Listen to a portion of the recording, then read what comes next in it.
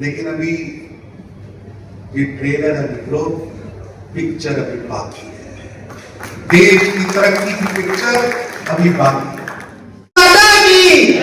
वंदे वंदे वंदे।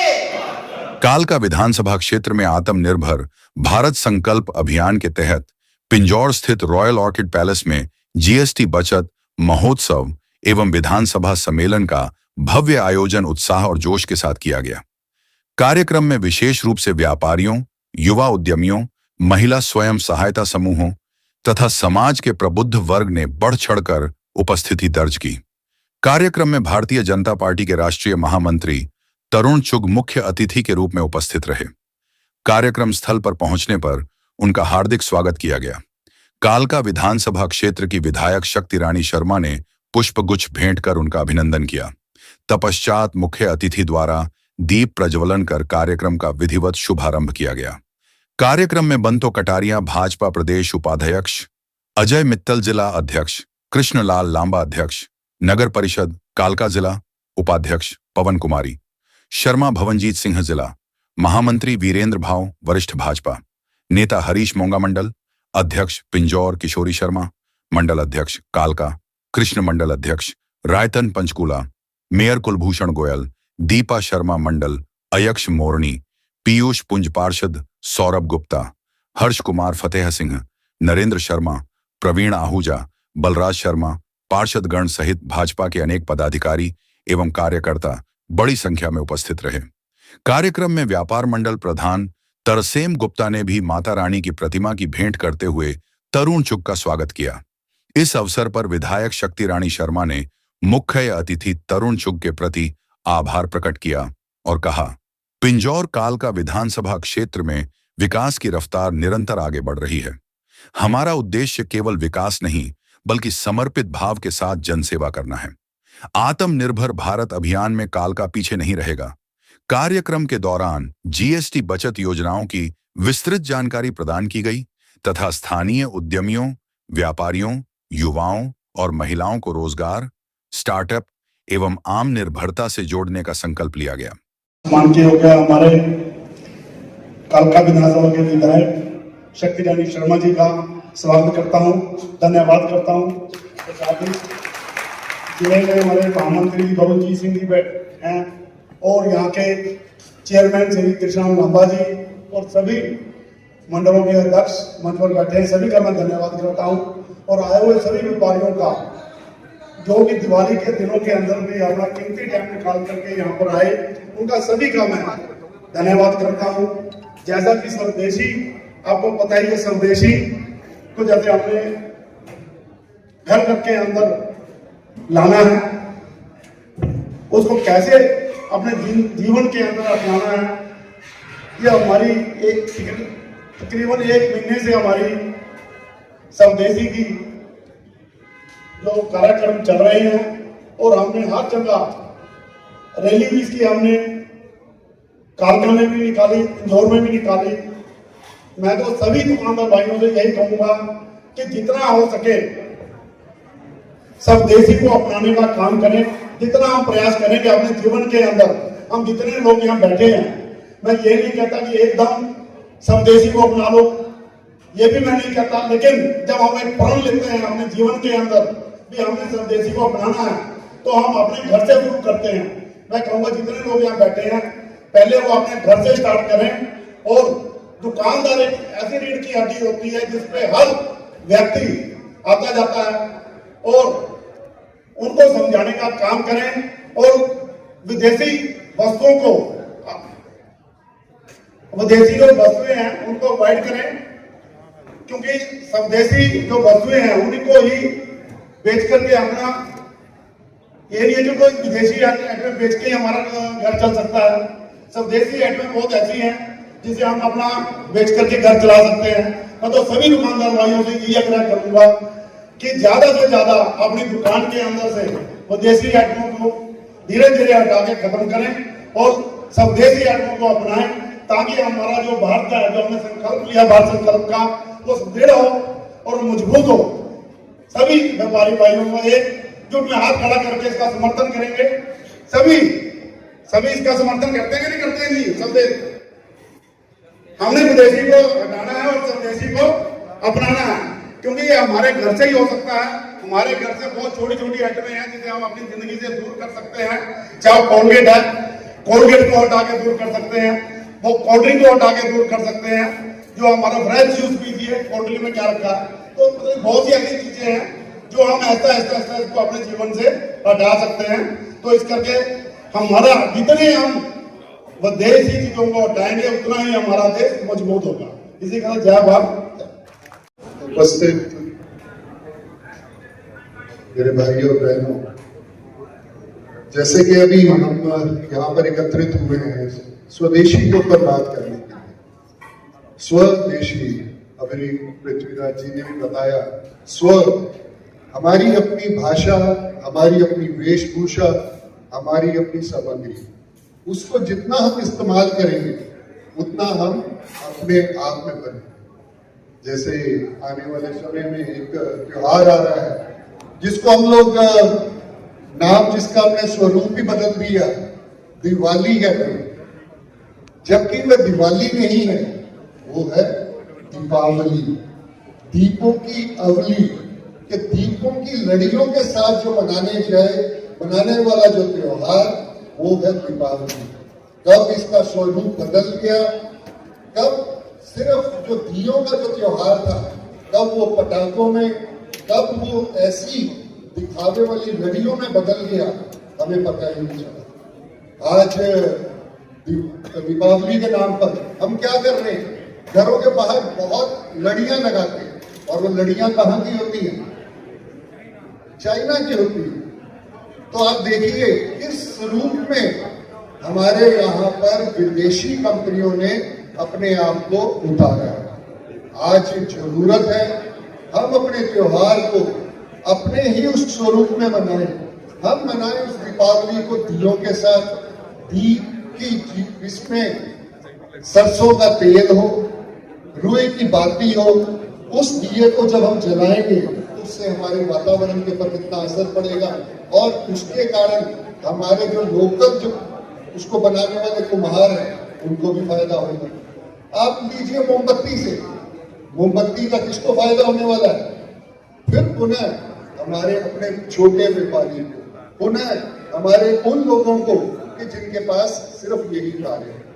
उसके बाद जैसे भी कोलगेट की और उसकी बात हो रही थी कि अगर टूथपेस्ट का नाम लेते हैं तो टूथपेस्ट के नाम पे क्या आता है? सिर्फ कोलगेट। तो इसी तरीके से एक चीज और है जिसकी न्यूज पे, टीवी पे बहुत ज्यादा आ रहा था कि कुछ मीठा हो जाए। क्या मीठा सिर्फ कैडबरीज है? हमारे हलवाइयों पर कितनी, अगर आप हलवाई की दुकान पर जाएं तो कितनी वैरायटी है वहां पर, अलग अलग हमारे को जो पसंद है हम वो पसंद कर सकते हैं। तो पुनः आज हमें जागरूक होना है, हमें समझदार बनना है, हमें उन चीजों को अपनाना है जो हमारी स्व है। तो आप सबका पीछे भी जो हमारी स्वदेशी संकल्प यात्रा रही उसमें व्यापारियों का बहुत सहयोग रहा। मैं पुनः इस मंच के माध्यम से आप सबका धन्यवाद करता हूं। और एक इच्छा थी जो मैंने उस दिन भी वहां पे की थी कि हम अपने दुकानों के ऊपर लगाएं कि यहाँ पर स्वदेशी वस्तुओं को देने के लिए विशेष प्रबंध है। हमारे यहाँ पर पिंजौर के ऊपर बाहर लग जाए कि ये जो बाजार है सिर्फ स्वदेशी वस्तुओं को ही विक्रय करने के लिए है। अगर ऐसा बन जाए तो पूरे भारतवर्ष में पिंजौर एक नाम बन सकता है। तो इसी आग्रह के साथ आप सबको पुनः स्वदेशी के लिए जागृत करने के लिए यहाँ पर आप लोग आए, उसके लिए धन्यवाद करता हूँ। जय हिंद। उपस्थित माननीय राष्ट्र महामंत्री श्री तरुण चुग जी, सह संयोजक प्रीति चौपर जी, श्रीमती बंतु कटारिया जी, प्रदेश अध्यक्ष अजय मित्तल जी, महापौर पंचकुला कुलभूषण गोयल जी, जिला संयोजक भवन जी सीकन जी, विधानसभा के मंडलों से हमारे चेयरमैन कृष्ण लांबा जी और विधानसभा के विभिन्न मंडलों से आए हुए हमारे अध्यक्ष, जिला के पदाधिकारी, कार्यकारिणी सदस्य, मंडलों के पदाधिकारी, कार्यकारिणी सदस्य, मीडिया बंधु और उपस्थित सभी आदरणीय साथी, व्यापारी बंधु, किसान वर्ग, बुद्धिजीवी है मेरी मातृशक्ति, आप सभी को मेरा हार्दिक अभिनंदन है, नमस्कार है। आज का ये आत्मनिर्भर भारत सम्मेलन एवं जीएसटी बचत महोत्सव केवल एक कार्यक्रम नहीं बल्कि एक राष्ट्र जागरण का अवसर है, जो हमें स्वदेशी अपनाना और आर्थिक आत्मनिर्भर की दिशा में प्रेरित करता है। प्रधानमंत्री श्री नरेंद्र मोदी जी ने जब आत्मनिर्भर भारत का आह्वान किया तो उन्होंने हर भारतीय को ये संदेश दिया कि भारत के पास अपनी प्रतिभा, संसाधन और शक्ति है, बस जरूरत है अपने उत्पादों और उद्योगों पर गर्व करने की। हमारी जैसे जीएसटी की वस्तुएं हैं, उनके ऊपर आत्मनिर्भर भारत का एक बहुत बड़ा असर पड़ रहा है।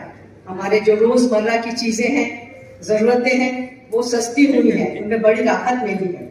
किसानों और कृषि क्षेत्र में फायदा हुआ है, स्वास्थ्य सेवाओं में राहत मिली है, शिक्षा को सस्ता बनाया गया है, वाहनों की कीमतें में कमी आई है, इलेक्ट्रॉनिक उपकरणों पर राहत मिली है और हमारे जो प्रतिक्रिया है, उसमें प्रोसेस है जो रिफॉर्म का, उसमें भी बहुत बदलाव आया है। जैसे कि हमारा जो इनपुट टैक्स क्रेडिट पर स्पष्ट नियम था, जीरो रेटेड सप्लाईज और इन्वर्टेड ड्यूटी स्ट्रक्चर पर बेहतर रिफंड सिस्टम बना है और इससे हमारे व्यापारियों को बिना झंझट के व्यापार कर पाए ऐसी क्षमता मिली है। अर्थव्यवस्था और रोजगार पर असर पड़ा है। जीएसटी कलेक्शन लगातार बढ़कर 1.8 लाख करोड़ मासिक औसत से एमएसएमई सेक्टर जीडीपी में 30% योगदान और 11 करोड़ रोजगार अगले 5 सालों में 1 करोड़ नए रोजगार सृजित होने की संभावना है। डिजिटल और पारदर्शी भारत, इनवाइसिंग और ऑनलाइन रिटर्न, हर महीने 8 करोड़ से अधिक रिटर्न फाइल होती है। एआई आधारित निगरानी, 3.5 लाख करोड़ की टैक्स चोरी पकड़ी गई और इससे क्या होगा?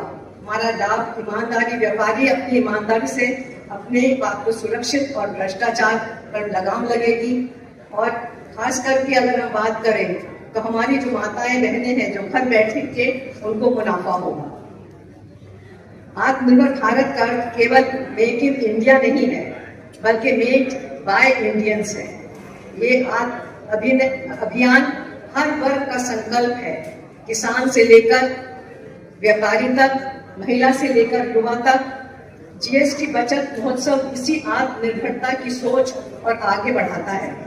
यह महोत्सव न केवल व्यापारी जागरूकता का प्रतीक है बल्कि ईमानदार करदाताओं और व्यापारियों का सम्मान भी है।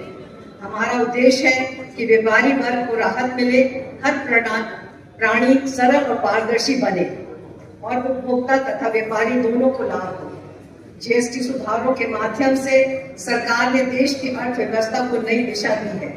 कालका की ये धरती उद्योग, पर्यटन और व्यापार का केंद्र रही है। अब हमें इसे स्वदेशी उत्पादन, स्थानीय व्यापार और कर संवेदनशील विकास की मिसाल बनाना है। हमारे व्यापारी और उद्यमी आत्मनिर्भर भारत के सच्चे वाहक हैं, जो रोजगार भी देते हैं और राष्ट्र की अर्थव्यवस्था को भी मजबूत बनाते हैं। मातृशक्ति और युवा शक्ति भी इस परिवर्तन का केंद्र है। जब हमारे युवक रोजगार खोजने नहीं, रोजगार देने वाले बनेंगे और माताएं सेल्फ हेल्प ग्रुप्स के माध्यम से उत्पादन में भाग लेंगी, तब भारत सच्चे अर्थों में आत्मनिर्भर बनेगा। आइए आज हम सब मिलकर एक ठान लें, अपने घरों में स्वदेशी वस्तुओं का उपयोग करें, स्थानीय उद्योगों और व्यापारियों को समर्थन देंगे और ईमानदारी से ये भुगतान कर राष्ट्र निर्माण में भाग लेंगे। ये अभियान केवल आर्थिक नहीं बल्कि देशभक्ति का एक रूप है। जब हम भारतीय वस्तुएं खरीदते हैं तो हम अपने देश की मेहनत, मिट्टी और लोगों को सम्मान देते हैं। इस अवसर पर हम सब मिलकर संकल्प लें, हम स्वदेशी अपनाएंगे, जीएसटी बचत महोत्सव को सफल बनाएंगे और आत्मनिर्भर भारत का निर्माण करेंगे। आप सबका यहाँ आने पे, पहुँचने पे दिल की गहराइयों से मैं धन्यवाद करना चाहती हूँ। कि इतनी तादाद में आप सब पहुंचे और एक दिन के नोटिस पे पहुंचे। आपका सबका बहुत बहुत धन्यवाद है और आपका साधुवाद है। सम्माननीय जिलाध्यक्ष मेरे भाई अजय मित्तल जी, यहाँ के विधायक मेरी बड़ी बहन और यहाँ की जन नेता बहन शक्ति रानी शर्मा जी, महापौर कुलभूषण जी, किशन लाल जी, मेरी बहन प्रीति जौहर जी, मेरी बड़ी बहन बंतो कटारिया जी, पवनजीत जी, हरीश मोंगा जी, किशोरी लाल जी, किशन लाल जी, रोहित सोनी जी, दिया जी और यहाँ उपस्थित मेरे व्यापारी भाई।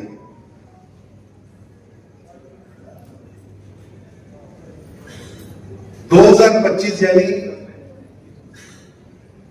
देश के मध्य वर्ग के नागरिकों के लिए सौगात का वर्ष।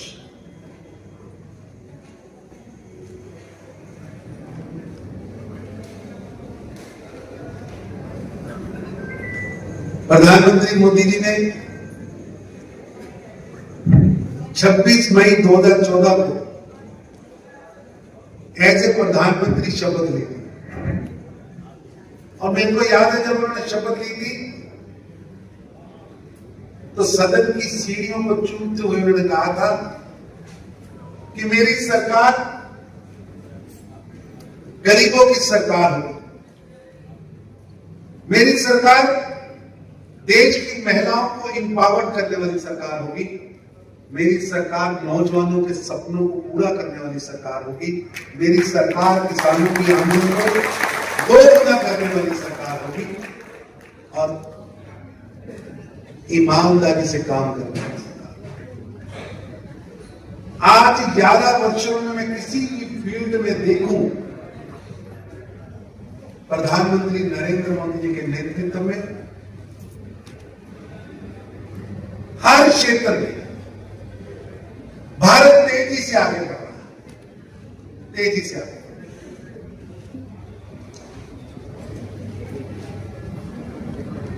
26 मई 2014 के बाद जो पहली 15 अगस्त आई तो देश के प्रधानमंत्री ने लाल किले की परचीन से खड़े होकर कहा था देश की बेटी का रक्षक बन के काम करूंगा और उन्होंने बेटी बचाओ बेटी पढ़ाओ और बेटी बढ़ाओ इस अभियान की शुरुआत 22 जनवरी 2015 को हरियाणा की धरती से की। बेटी बचाने का काम भी किया, बेटी पढ़ाने का काम भी किया और बेटी को बढ़ाने का काम भी किया और मुझे आज गर्व है कि भारत की बेटी आज साइंटिस्ट है, इंजीनियर है, वैज्ञानिक है, सैनिक भी है, कमीशन ऑफिसर भी है, बीएसएफ में देश की सुरक्षा, मां भारती की सुरक्षा के लिए वो बॉर्डर पर भी खड़ी है और पंचायत से लेकर सदन तक 33% आरक्षण लेके मातृ वंदना के माध्यम से देश की बेटियों को इंपावर्ड करने का काम मोदी जी ने किया।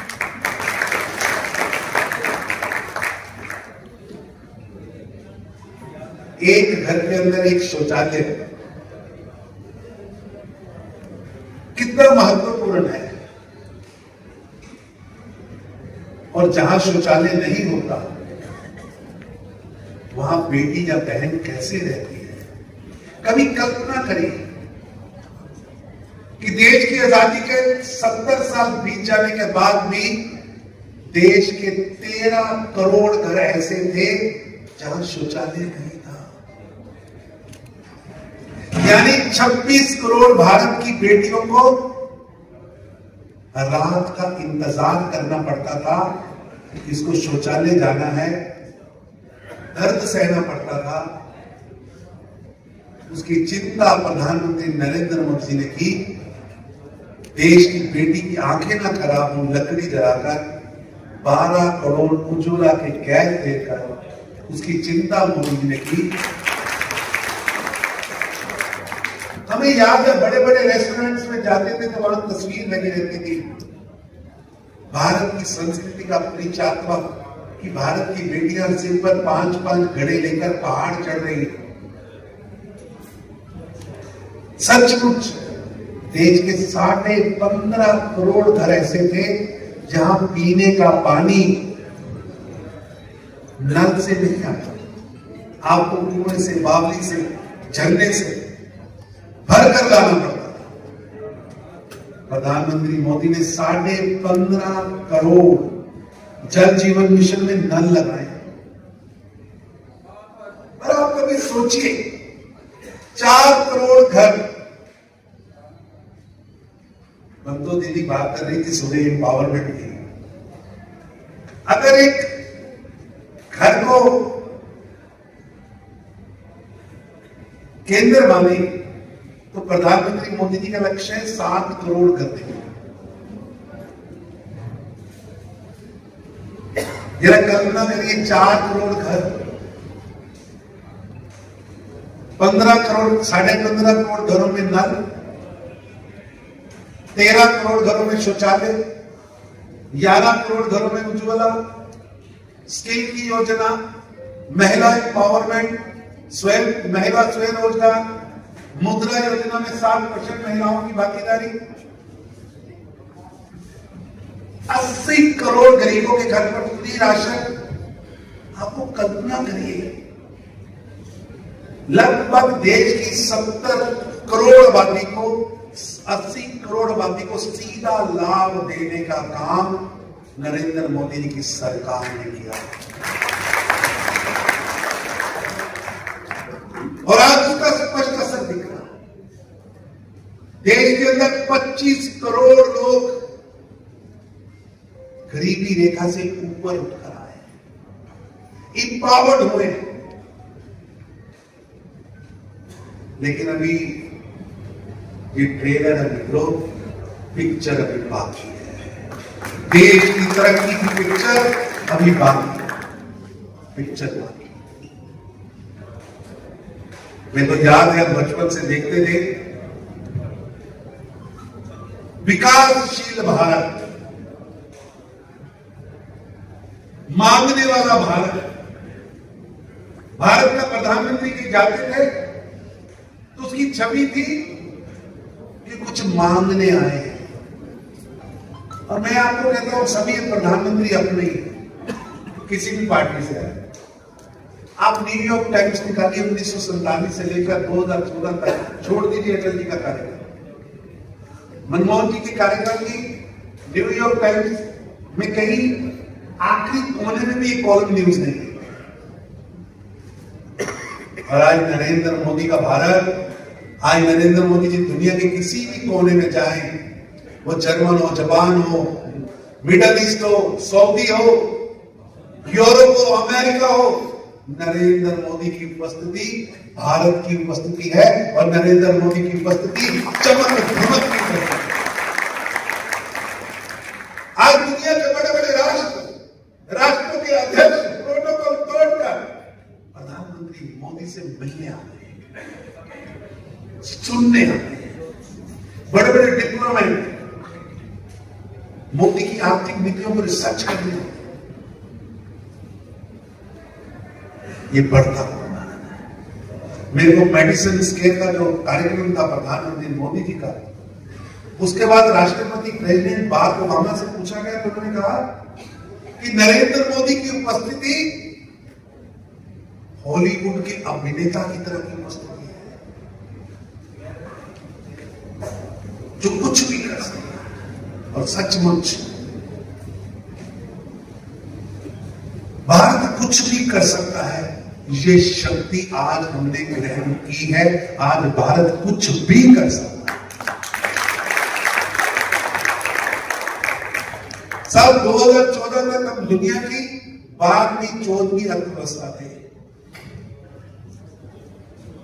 आज भारत दुनिया की सबसे तेजी से बढ़ने वाली अर्थव्यवस्था है और आज भारत विश्व की चौथी बड़ी अर्थव्यवस्था है। ये 14 से 4 नंबर तक पहुंचना, पहले हम 5 पहुंचे थे 2023 में, अब 5 से 4 पहुंचे। और मेरे को याद है जब 5 पहुंचे थे तो प्रधानमंत्री जी ने भारत मंडपम में वहां की इंडस्ट्री को संबोधित करते हुए कहा था कि हम जर्मन, जापान, अमेरिका सबके बीच में खड़े हैं और दुनिया की बड़ी बड़ी सभ्यताएं जिन्होंने 200 साल हम पे राज किया उनको पछाड़ कर 5वें नंबर पर आए हैं। रुकेंगे नहीं, झुकेंगे नहीं, आगे बढ़ेंगे। और मित्रों, आज भारत केवल 18 महीनों में विश्व की चौथी अर्थव्यवस्था बना है। चौथी अर्थव्यवस्था, 3 पड़ाव। और प्रधानमंत्री ने लक्ष्य तय किया कि 2030 हमें दुनिया की तीसरी अर्थव्यवस्था बनना है, 2040 दुनिया की दूसरी। और जब भारत अपनी आजादी की 100वीं वर्षगांठ मनाएगा, भारत अपना 100वां जन्मदिन मनाएगा, भारत विश्व की सबसे बड़ी अर्थव्यवस्था बनेगा। तो मेरे मित्रों, आपसे मेरा निवेदन है कि बढ़ता हुआ भारत, तरक्की करता हुआ भारत, शक्तिशाली भारत, आत्मनिर्भर भारत, और इस आत्मनिर्भरता को गति देने के लिए हम सब यहां इकट्ठे हैं। मित्रों, भारत के गौरव की गाथा आज पूरा विश्व देख रहा है। हम चलते हैं तो जमाना चलता है। हमने दुनिया को बता दिया कि भारत जिस पलड़े में बैठता है वही पलड़ा भारी है भैया, वही पलड़ा भारी है। दुनिया की शक्तियों को भी एहसास हुआ। मेरे को आपसे निवेदन है, मेरा आपसे निवेदन है, इस सारे 11 साल के कार्यकाल में एक समय आया था कोरोना की महामारी का। ये स्पीड हमने जारी रखी, लेकिन एक बीच में बड़ा पुलाव आया था कोरोना की महामारी का। आपको भी याद होगा, एक राक्षस कोरोना महामारी का राक्षस आया। उस राक्षस की मारक क्षमता क्या है, वो कैसे दुनिया को तबाह करेगा, किसी को मालूम नहीं। बड़े बड़े आंकड़े 2020 जनवरी में आने शुरू हुए, फरवरी में आने शुरू हुए, मार्च में आने शुरू हुए, फोटोज आनी शुरू हुई चाइना की, लोगों को मारा जा रहा है, घर तबाह हो रहे। मार्च 2020 में प्रधानमंत्री मोदी सामने आए, उन्होंने कहा हमें लॉकडाउन में जाना है। तब दुनिया की बड़ी बड़ी एजेंसियों ने कहा था, अभी भी आप अगर गूगल करेंगे तो डॉक्यूमेंट सामने आएंगे कि भारत की 33% आबादी मर जाएगी, क्योंकि भारत के पास कोविड से लड़ने के लिए कोई भी वेपन नहीं है। भारत के पास, सच है मित्रों, एक भी बेड नहीं था जिस पर कोरोना का इलाज हो सके, एक भी हॉस्पिटल नहीं था जहां कोरोना का इलाज हो सके। लेकिन लॉकडाउन का प्रयोग प्रधानमंत्री मोदी जी ने बेखूबी से किया और देश को कोरोना की महामारी से लड़ने के लिए तैयार किया। दुनिया के वो राष्ट्र जो अपने आप को हेल्थ के सेक्टर में अग्रणी राष्ट्र मानते थे, वो धराशायी हो गए और भारत खड़ा हुआ, जिंदा है, आगे बढ़ रहा है, अपने नागरिकों की रक्षा कर रहा है। एक मास्क नहीं बनता था भाई, एक पीपी किट नहीं बनती थी। हमने लॉकडाउन में अपने आप को तैयार किया, चाहे वो पीपी किट हो, मास्क हो, ऑक्सीजन पहुंचाने की बात हो, या बेड्स तैयार करने की बात हो, वेंटिलेटर तैयार करने की बात हो। जितनी तेजी से भारत ने कमबैक किया है, ये सक्सेस स्टोरी है कि एक देश जिसके पास बीमारी के आने के समय बीमारी की आहट पर एक बेड नहीं है, एक उसके पास मशीन नहीं है जो सर्जिकल वेपन्स के साथ लड़ सके, मास्क नहीं है, वो देश उस लॉकडाउन का प्रयोग करता है और अनलॉकडाउन करते करते कोरोना की महामारी के राक्षस से लड़ता है। मित्रों, याद करिए, पोलियो आया था, टीबी आई थी, कितनी महामारी आई। वैक्सीनेशन तब मिलती थी जब पूरा विश्व वैक्सीनेशन यूज कर लेता था, तो भारत की बारी आई। ये पहली बार था, ये महामारी मोदी जी के समय आई। महामारी के राक्षस को बता दिया। हमने वैक्सीनेशन भी देश में तैयार की और 200 करोड़ से ज्यादा नागरिकों को 200 करोड़ वैक्सीनेशन की डोजेज फ्री लगाई और कोरोना के चक्र को, कोरोना की चेन को ब्रेक कर दिया।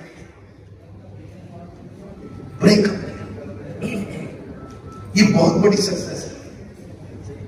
लेकिन मैं आपको याद कराना चाहता हूं 12 मई 2020 जब पूरा विश्व थर-थर कांप रहा, अर्थव्यवस्था बाजार बंद थी, मार्केटें धराशायी हो रही थी, रोज सेंसेक्स गिर रहा, दुनिया के बड़े बड़े देशों की अर्थव्यवस्था जमीन पर आ गई, रिसेशन भी था, डिप्रेशन भी था। जान बचाना है कि जान बचाना।